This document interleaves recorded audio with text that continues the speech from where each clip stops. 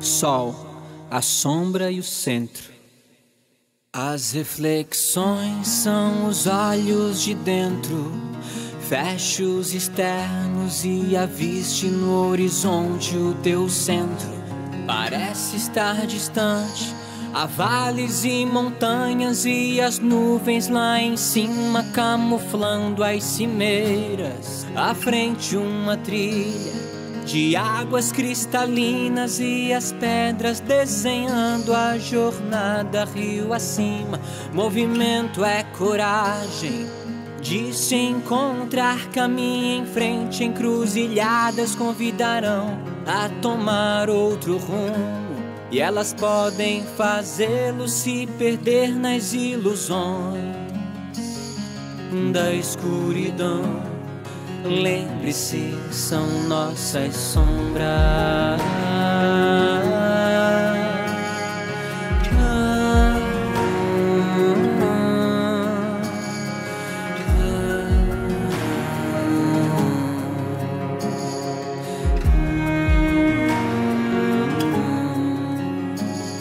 Aceite o contato com toda firmeza nos seus ideais, pois faz bem se relacionar com os defeitos e harmonizar.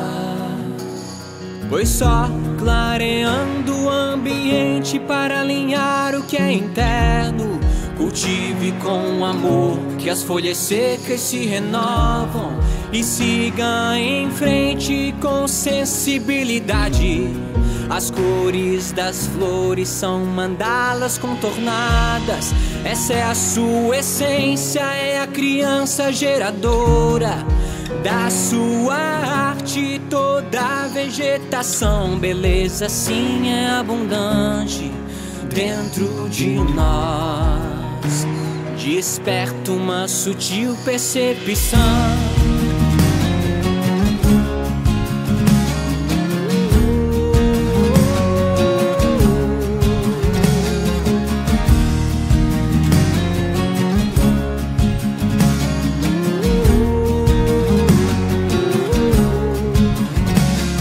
Perceba que quando o sol brilha na frente, as sombras ficam pra trás.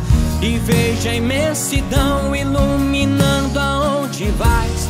Suba as pedras decoradas apontando seu altar.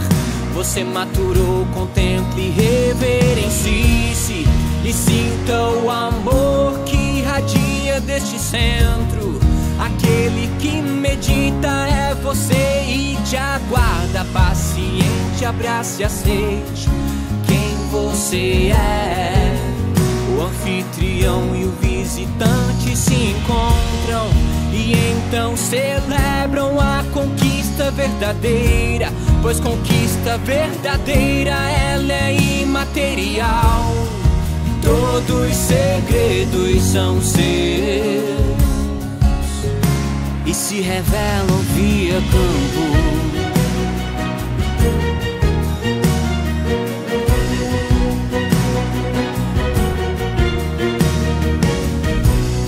E sempre que precisar, você sabe onde chegar. Todos os segredos são seus.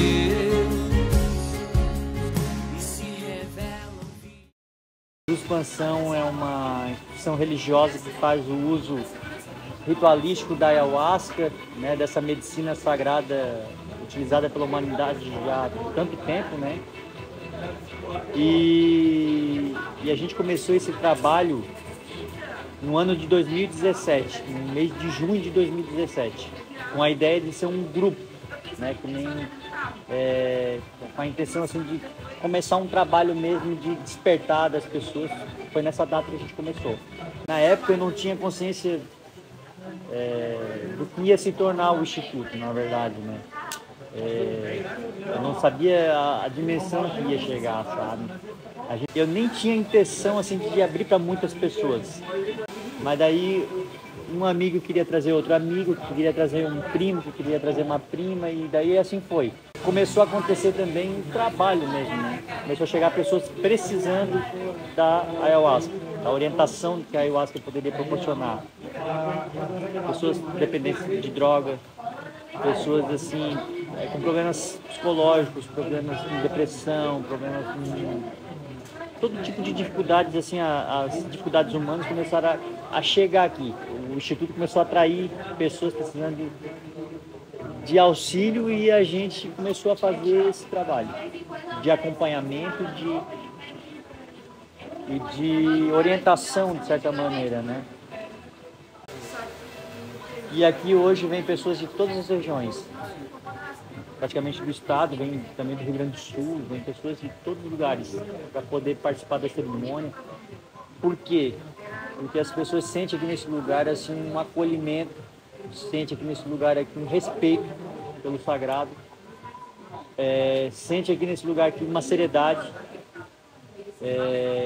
Eu cuido muito da sensibilidade das pessoas, eu não extrapolo em relação à medicina. É uma das coisas que eu mais me preocupo na hora de servir o chá para as pessoas, é prestar atenção na sensibilidade de cada pessoa, não padronizar nada, porque as pessoas não são padrão, né? Sempre prestar atenção assim na sensibilidade de cada pessoa. É uma das coisas assim, é um estudo meu. Servir a ayahuasca de uma maneira que atenda a sensibilidade de cada um. É assim que eu penso, né? E vem dando certo. Eu acho que o número de pessoas que hoje seguem aqui é que elas sentem isso, né? Além do acolhimento, essa seriedade, esse respeito também, de não forçar para as pessoas tomar além do que pode o chá, nesse sentido, né? Então, a ayahuasca ela já é utilizada pela humanidade por muito tempo. Ela vem contribuindo com a evolução espiritual há muito tempo. Vem contribuindo assim com a cura, com a transformação das pessoas há muito tempo já.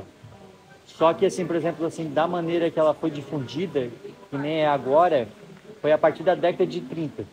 Em 1930 teve um senhor chamado Mestre Irineu Serra, um maranhense, que ele consagrou a ayahuasca na floresta em 1914.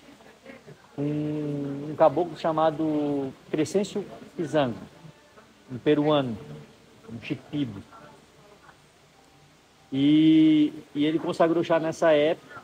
Depois, logo em seguida, ele fez um jejum de 8 dias e ele recebeu uma inspiração espiritual para poder criar a doutrina do Santo Daime, que é uma das 3 maiores religiões que faz o uso ritualístico da ayahuasca hoje, no Brasil e no mundo, né?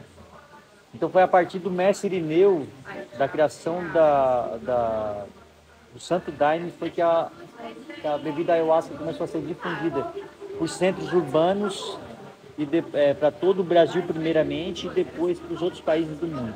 Hoje a ayahuasca ela é consagrada na Austrália, na Austrália, no Japão, em vários países da Europa, Espanha, volta de 30 anos já, Portugal, Inglaterra, se eu não me engano, os Países Baixos também. E então hoje é em Israel, né, como eu falei, é consagrado em vários estados dos Estados Unidos, porque lá a organização é por constituição estadual, né? Então tem estados que aceitam, tem estados que não aceitam. Então, mas em boa parte dos estados a ayahuasca hoje ela é servida, né? E quase todos os países da América Latina também. Então, para vocês verem assim como expandiu, né? E inúmeros estudos científicos a respeito dos benefícios das 2 plantas. A ayahuasca é feita com 2 plantas. Um cipó chamado mariri ou jagube, juntamente das folhas do arbusto chacrona ou rainha, como é conhecido no Santo Daime, né? E a união das 2 plantas são 2 plantas de poder, que faz o chá da ayahuasca. né? Que faz a gente ter essa experiência, essa conexão, né? A ayahuasca é uma experiência de concentração e meditação profunda, num nível muito profundo. Mesmo que a gente tente meditar na nossa cultura ocidental, é muito difícil a gente conseguir os estados de meditação que eles alcançam no Oriente, porque não faz parte da nossa cultura. E a ayahuasca, ela proporciona dentro desse espaço de 4 a 5 horas essa meditação de uma forma natural. O efeito dela é isso, principalmente, né? Então ela faz a pessoa ter uma reflexão profunda de si mesmo, conhecimento das suas emoções, dos seus sentimentos, uma ressignificação de coisas que precisa para a pessoa se sentir melhor, para a pessoa se sentir mais... como é que eu posso explicar assim? Para a pessoa poder assim, se libertar das coisas que atrapalham a caminhada dela, né? Então a ayahuasca, através da expansão da consciência que ela proporciona, ela ajuda a gente a ter essa viagem, né, de conhecimento do seu próprio eu. É como se fosse assim, uma experiência que tem, é como se fosse uma psicoterapia, só que sem o psicólogo. O psicólogo daí é a nossa consciência expandida, a gente tem acesso às informações. Um diálogo íntimo. Então, muito transformador, muito significativo. Então, as duas plantas, o DMT está presente no arbusto chacrona. Só que se tu tomar só o chá da chacrona, o DMT ele não é absorvido pelo nosso organismo. Daí precisa de uma enzima que existe no cipó mariri, e quando chega no nosso intestino, propicia que a chacrona seja absorvida e circule pelo sangue até chegar na nossa glândula pineal. E é onde tem as visões, onde aguça a memória, os sentidos, onde a gente tem essa reflexão com muita profundidade. Assim, ó, a ayahuasca ela é inofensiva para a saúde física. Vejam bem, física. Se ela for utilizada de uma maneira irresponsável, com quantidades exageradas, ela pode afetar o psicológico. Se não for num lugar bem conduzido, se não for num lugar bem assim orientado, que se respeite as quantidades certas, ela pode interferir. É uma experiência muito forte, porque daí você vai acessar uma quantidade enorme de conhecimentos, informações suas, inclusive, e às vezes tu não está pronta para poder ter aquela experiência e aquilo te afeta psicologicamente. Então, o que a ciência recomenda? O Conselho de Psiquiatria recomenda não ser servido a ayahuasca para pessoas que têm esquizofrenia, transtorno bipolar, que já teve internações, que já teve o surto, né? Pessoas que já estão com demência, pessoas de idade com demência já, né? Que não estão mais com a lucidez. Mas a maior parte das pessoas pode consagrar a ayahuasca. Inclusive, assim, as pessoas me perguntam, pessoas depressivas pode? Pode e deve, porque o DMT presente na ayahuasca é um dos maiores antidepressivos naturais que existe. Claro que de uma maneira acompanhada. E tudo isso a gente analisa. A gente serve o chá de uma maneira responsável. Não é assim, para qualquer pessoa, tem que ter todo um cuidado. Até que tem um ditado na ayahuasca que diz que a ayahuasca é para todos, mas nem todos são. O nem todos são é porque tem algumas pessoas que não podem ter essa experiência. Não tem condições psicológicas para poder ter a experiência. É só nesse sentido. Então, gente, quando eu fiz 17 anos, eu estava quase fazendo 18 anos. Eu consagrei o chá da ayahuasca pela primeira vez. Eu fui convidado por um amigo. Nós morávamos em Tubarão na época. E ele tinha acesso à internet na universidade, que em 2004 o acesso à internet não era tão difundido como é hoje, né? Então isso faz 20 anos atrás. E ele viu que ia ter um retiro no interior de São Paulo, onde ia se consagrar o chá da ayahuasca. Ele descobriu porque ele estava estudando sobre a gnose e estava dentro desse contexto, né? Aí ele me convidou para mim poder ir ao interior de São Paulo para tomar o chá da ayahuasca, me explicou assim meio por cima como é que era. E no dia eu assim até dei uma debochada, assim, isso é bobagem, isso aconteceu comigo assim, não, isso aí não tem nada a ver comigo. Mas eu vou por causa da viagem, porque eu era jovem, eu nunca tinha saído do estado de Santa Catarina, nunca tinha viajado assim para São Paulo, né? Não, eu fui mais pelo passeio. confesso para vocês. Daí a gente saiu de Tubarão, a gente viajou 18 horas até o interior de São Paulo, na cidade de Bauru, lá no interior de São Paulo. Daí quando chegou na rodoviária de Bauru, o dirigente desse espaço veio buscar a gente entrou 10 quilômetros para dentro de um canavial. E lá no meio desse canavial tinha uma ilha, era um mar de cana. O que eu posso explicar, sem tentar mostrar para vocês, era um mar de cana. Aí no meio desse mar de cana tinha uma ilha de mata. E no meio dessa mata tinha um rancho. E foi lá que eu tive essa experiência pela primeira vez.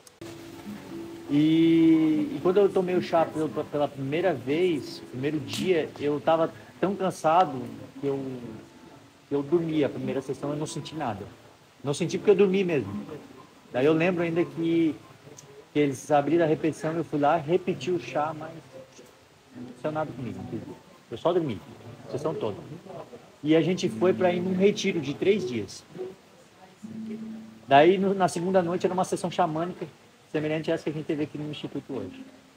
Daí eu tomei a primeira dose, não senti. E o amigo que foi comigo, ele sentiu já no primeiro dia, foi uma experiência incrível para ele. E no segundo dia ele só tomou chá, já estava tendo a experiência incrível também. E eu, nada. Tomei a primeira dose, não senti nada. Tomei a segunda dose, não senti muita coisa. Tomei a terceira dose, daí eu comecei a estranhar, né? Meu Deus, eu vi que estava todo mundo sentindo. Tá, por que eu não estou sentindo? O que tem de errado comigo? Eu estava indignado, né? Não senti. Daí tomei a quarta dose e cheguei para dirigente, tá, por que eu não estou sentindo? Isso já 2 dias de sessões, tá?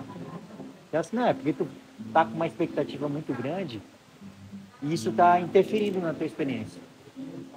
E eu acho que também, na época, foi para das minhas crenças religiosas. Eu era evangélico, daí aquilo ali para mim não estava assim fechando dentro de mim, sabe? E eu acho que isso me bloqueou um pouco. Eu vi aquilo ali de um outro, eu olhava aquela situação de outra forma. Lembrando disso agora, né? Daí eu pensei comigo, né? Já tinha tomado a quarta dose e ela me falou isso, eu disse, não, isso aqui não é para mim mesmo. Eu concluí isso na minha cabeça, né? Voltei para a rede onde eu estava e desisti de ter experiência. Eu disse, amanhã eu tô indo embora mesmo, só vou conversar com o pessoal depois do encontro mesmo, para não parecer mal educado, mas isso aqui não é para mim.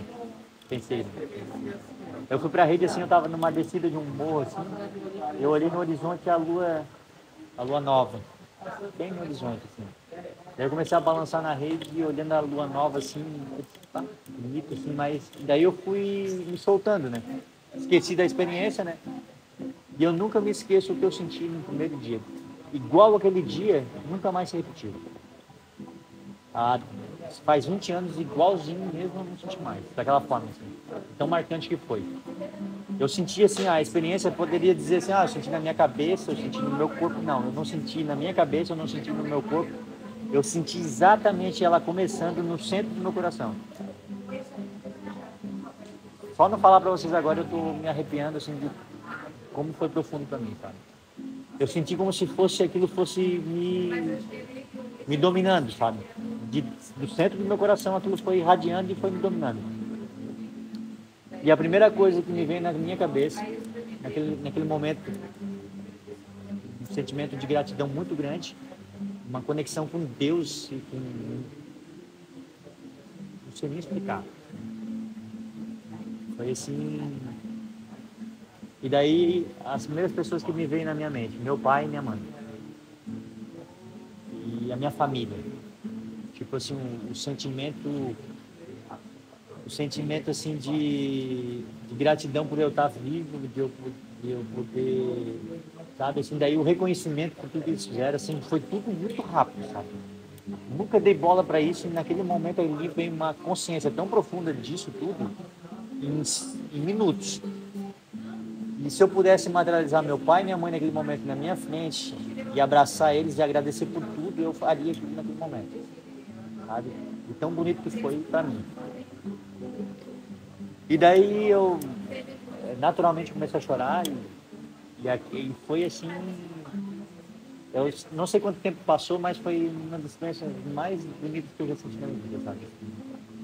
Uma emoção, um sentimento assim de gratidão, um sentimento assim de amor, de conexão com Deus, sem explicação.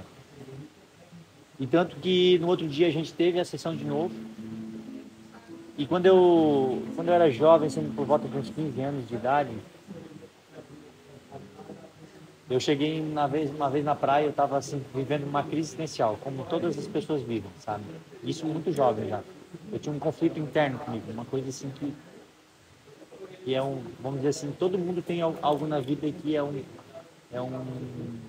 vamos dizer, a sua cruz, é o que você tem que aprender, sabe? Eu estava vivendo aquilo já, um conflito religioso no que acontecia comigo.